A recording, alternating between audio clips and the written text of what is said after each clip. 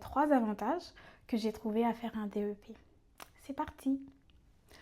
Le premier avantage à faire un DEP, c'est que ça ne traîne pas.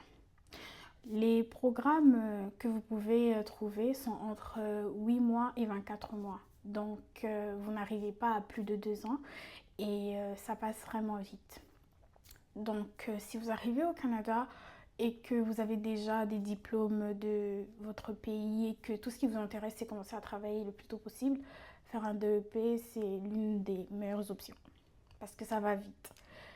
Et aussi, le deuxième avantage à faire un DEP, c'est que c'est pratique, c'est vraiment concret. On vous apprend ce dont vous avez besoin pour commencer à travailler. Ça veut dire que vous n'allez pas avoir des cours au choix ou des cours optionnels comme au collège ou à l'université. Bon, je ne dis pas que c'est mauvais, mais comme vous allez tout droit au but, vous n'avez que des cours obligatoires. Donc, par exemple, en secrétariat, vous avez des compétences comme des cours comme service à la clientèle, gestion documentaire, suivi de la correspondance, vraiment ce dont vous avez besoin pour commencer à travailler en tant que secrétaire, en tant qu'adjointe de bureau, adjointe administrative.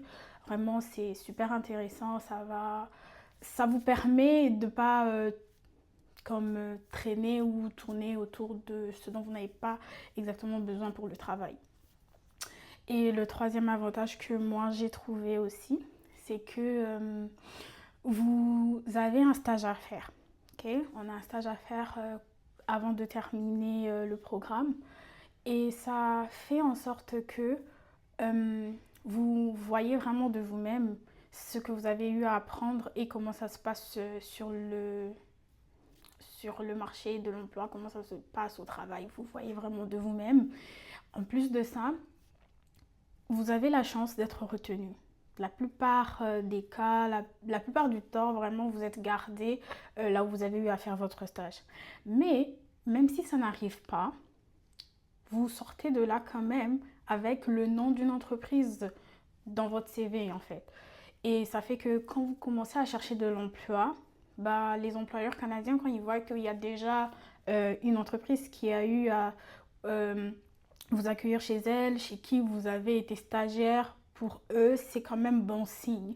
Donc, vous pouvez toujours garder aussi bon contact, vous pouvez vous faire du réseau avec les personnes que vous trouverez où vous allez faire votre stage. Et plus tard, vous pouvez les mettre en référence pour qu'on les contacte quand vous cherchez de l'emploi. Donc, le fait